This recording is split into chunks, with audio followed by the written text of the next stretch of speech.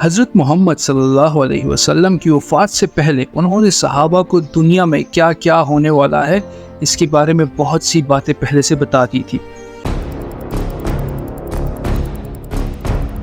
ایک دن حضرت عمر رضی اللہ عنہ اور دیگر صحابہ رسول صلی اللہ علیہ وسلم کے ساتھ مسجد نبوی میں بیٹھے ہوئے تھے کہ اچانک ایک بہت ہی خوبصورت اور خوش شکل آدمی مسجد میں داخل ہوا۔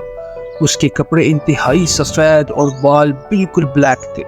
اس دن سے پہلے انہوں نے مدینہ میں کبھی یہ آدمی نہیں دیکھا تھا، مطلب وہ مدینہ کے رہنے والے نہیں تھے، اور ان کے کپڑوں اور بالوں سے بالکل ایسا نہیں لگ رہا تھا کہ وہ کہیں دور سے سفر کر کے مدینہ آئے۔ مسجد میں بیٹھے تمام صحابہ اس شخص کو غور سے دیکھ رہے تھے۔ وہ آدمی سیدھا مسجد نبوی کے اندر آیا اور آ کر رسول اللہ صلی اللہ علیہ وسلم کے سامنے بیٹھ گیا اور کہا، اے محمد، مجھے اسلام کے بارے میں بتائیں۔ اس آدمی کے جانے کے بعد رسول اللہ صلی اللہ علیہ وسلم نے صحابہ سے پوچھا کہ کیا تم نے اس شخص کو پہچانا؟ یہ جبریل علیہ السلام تھے اور آپ کو آپ کا دین سکھانے کے لیے آئے تھے۔ رسول اللہ صلی اللہ علیہ وسلم نے جبریل علیہ السلام کو اسلام کے بارے میں بتایا کہ اللہ کے سوا کسی کو خدا نہ ماننا، محمد کو اللہ کا رسول مانا جائے، نماز، روزہ، زکوٰۃ اور حج ادا کیے جائے، جس پر جبریل علیہ السلام نے کہا کہ آپ نے بالکل سچ فرمایا۔ پھر اس کے بعد جبریل علیہ السلام نے رسول اللہ صلی اللہ علیہ وسلم سے ایمان اور احسان کے بارے میں پوچھا۔ رسول اللہ صلی اللہ علیہ وسلم نے ان کے بارے میں بھی جواب دیا، جس پر جبریل علیہ السلام نے فرمایا کہ آپ نے بالکل سچ فرمایا۔ پھر چوتھا سوال، جبریل علیہ السلام نے رسول اللہ صلی اللہ علیہ وسلم سے پوچھا کہ قیامت کا دن کب آئے گا، جس پر رسول اللہ صلی اللہ علیہ وسلم نے کہا کہ جس طرح آپ کو کچھ نہیں پتا اسی طرح مجھے بھی نہیں پتا، مطلب قیامت کے دن کا اللہ کے سوا کسی کو بھی نہیں پتا۔ جبریل علیہ السلام نے یہ سننے کے بعد فرمایا کہ مجھے اس دن کے بارے میں کچھ نشانیاں بتائیں۔ اب تک اس ڈسکشن میں جتنی بھی باتیں ہوئی ہے آپ صلی اللہ علیہ وسلم پہلے ہی ایکسپلین کر چکے تھے، کیونکہ یہ واقعہ آپ صلی اللہ علیہ وسلم کی وفات سے کچھ ہی عرصہ پہلے ہوا تھا، جب تقریباً سارا قرآن نازل ہو چکا تھا۔ لیکن اس کے بعد جو آپ صلی اللہ علیہ وسلم نے قیامت کی نشانیاں بتائی وہ اس سے پہلے کسی کو بھی نہیں پتا تھی، اور ان نشانیوں کا تعلق صحابہ سے زیادہ ہم سے ہے،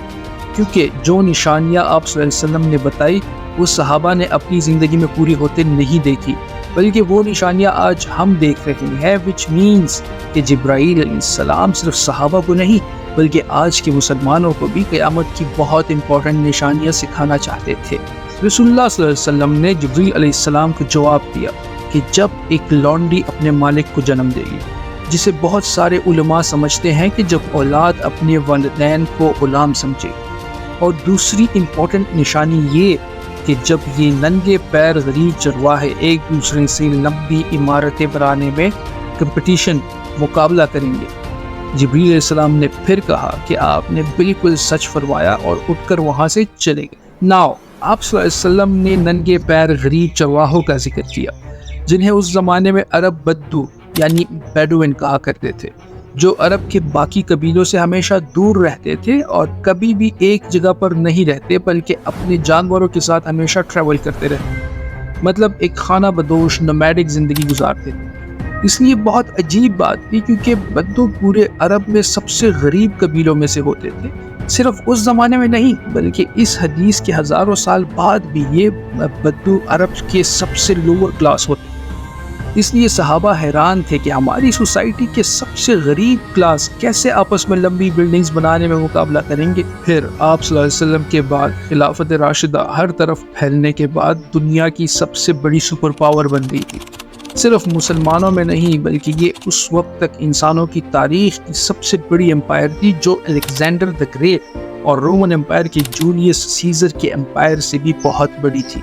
اس کا فائدہ اٹھاتے ہوئے یہ بدو پوری دنیا میں پھیل گئے، لیکن پھر بھی ان کی سب سے بڑی پاپولیشن اسی عرب کے علاقے میں رہی۔ آہستہ آہستہ وقت گزرتا گیا اور ان کا کلچر بالکل بھی نہیں بدلا، یہ بدو اسی طرح اپنی زندگی گزارتے رہے۔ آخر 1000 سال بعد عثمانیہ خلافت کے آخری زمانے میں دنیا پرانے طریقوں سے ایک نئے انڈسٹریل ایج کی طرف بڑھنے لگی، تو آخری عثمانیہ خلافت کے خلیفہ سلطان عبد الحمید نے مسلمانوں کو بھی ماڈرن دنیا کی طرف لانے کے لیے بہت اسٹرانگ ریفارمز کی، اور پوری امپائر میں بہت سارے پروجیکٹس شروع کیے، جس میں استنبول سے مدینہ تک ایک ٹرین بھی بنائی گئی، لیکن اس ٹرین کے راستے میں ہمیشہ ایک بہت بڑی رکاوٹ تھی، یہ بدو، کیونکہ انہی بدو نے اس سے کچھ سال پہلے 1750 میں 200 حاجیوں کو شہید کیا تھا، جس کے بعد عثمانیہ سلطنت ان کے کلچر کو چینج کرنے میں لگ گئی اور انہیں خانہ بدوش نومیڈک زندگی سے ایک پرماننٹ علاقے میں سیٹل کرنے کی کوشش کی، لیکن بدو قبیلے عثمانیہ سلطنت کے ان ریفارمز سے بالکل بھی خوش نہیں تھے، اور آخر سعودی عربیہ کے پہلے بادشاہ ابن سعود نے پھر بدوؤں کو یونائٹ کر کے آٹومن امپائر کے خلاف ایک فوج بنائی، اور پھر برٹش کی مدد سے اس پورے علاقے کو فتح کر لیا، جسے آج ہم سعودی عربیہ کہتے ہیں۔ اور کچھ سالوں بعد ان علاقوں سے آئل یعنی تیل ڈسکور ہونے کے بعد یہی بدو، جن کی اس سے پہلے کوئی اوقات نہیں تھی، اب دنیا کے سب سے رچ لوگوں میں سے بنے، اور ان میں سے بہت سارے ملینئرز اور بلینئرز بھی سامنے آئے۔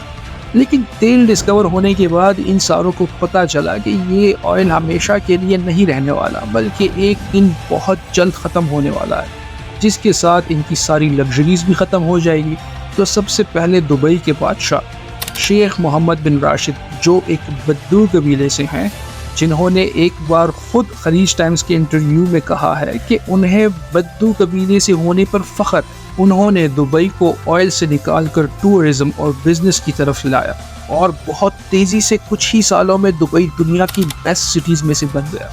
اور پھر کچھ سالوں بعد دنیا کی سب سے لمبی بلڈنگ برج خلیفہ بھی دبئی میں بنائی۔ یہ اب تک انسانوں کی بنائی ہوئی سب سے بڑی بلڈنگ ہے۔ اس سے پہلے ایک زمانے میں، آج سے 4500 سال پہلے، ایجپٹ میں فرعون کے بنائے ہوئے pyramids, specifically the pyramid of Giza, انسانوں کی بنائی ہوئی سب سے بڑی بلڈنگ تھی، اور دنیا کی سب سے بڑی بلڈنگ ہونے کا یہ ٹائٹل اس پیرامڈ کے پاس 3800 سال تک رہا۔ مطلب فرعون کے بعد 3800 سال تک کوئی بھی فرعون سے لمبی بلڈنگ نہیں بنا سکا، لیکن 3800 سال بعد یورپ کے ایک چرچ نے پیرامڈز کا یہ ریکارڈ توڑ دیا، جس کے بعد پیرس کے آئیفل ٹاور اور 9/11 میں تباہ ہونے والے ورلڈ ٹریڈ سینٹر بھی دنیا کی سب سے بڑی بلڈنگ رہ چکی ہے۔ اس کے بارے میں پھر کبھی ڈیٹیل میں بات کریں گے، تو سبسکرائب کریں چینل۔ اچھا، اب دبئی کی اس عظیم کامیابی کو دیکھ کر سعودی نے بھی اس کو کاپی کرنا شروع کر دیا، اور مکہ میں کعبہ کے بالکل سامنے دنیا کی چوتھی سب سے بڑی بلڈنگ بنائی، اور کچھ ہی سالوں بعد دنیا کی سب سے بڑی بلڈنگ کا اعلان کر دیا، جو کنگڈم ٹاور یا جدہ ٹاور کے نام سے بلائی جائے، جو دبئی کے برج خلیفہ سے بھی بڑی ہوگی، اور اسی طرح سعودی UAE سے آگے نکل جائے گا۔ ان سارے پروجیکٹس کو ہیڈ کرنے والے کا نام الولید بن طلال ہے، جو کچھ سال پہلے دنیا کے سب سے امیر عرب تھے،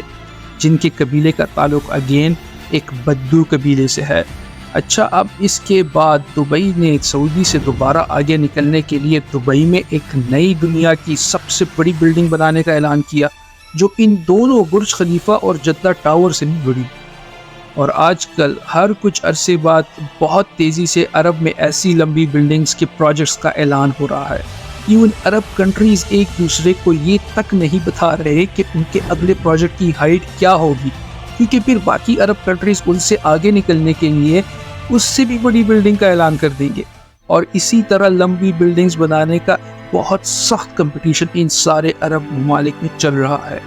آلموسٹ سارے پروجیکٹس کے پیچھے ایسے لوگ ہیں جن کا کوئی نہ کوئی تعلق انہی بدو قبیلوں سے ہے، اور آج جو بھی یہ کچھ ہو رہا ہے، اس سب کا رسول اللہ صلی اللہ علیہ وسلم نے 1400 سال پہلے ہی جبریل علیہ السلام اور صحابہ کو بتا دیا تھا کہ ایک دن یہ بدو جو آج ننگے پیر اور بہت ہی غریب چرواہے ہیں، وہ ایک دوسرے سے لمبی بلڈنگز بنانے میں مقابلہ کریں گے۔ اور یہ قیامت کی اتنی امپورٹنٹ نشانی ہے کہ جبریل علیہ السلام خود مسلمانوں کو یہ سکھانے آئے تھے، اور آج رسول اللہ صلی اللہ علیہ وسلم کی بتائی ہوئی اس نشانی کو ہم اپنی آنکھوں کے سامنے پورا ہوتے ہوئے دیکھ رہے ہیں۔ السلام علیکم۔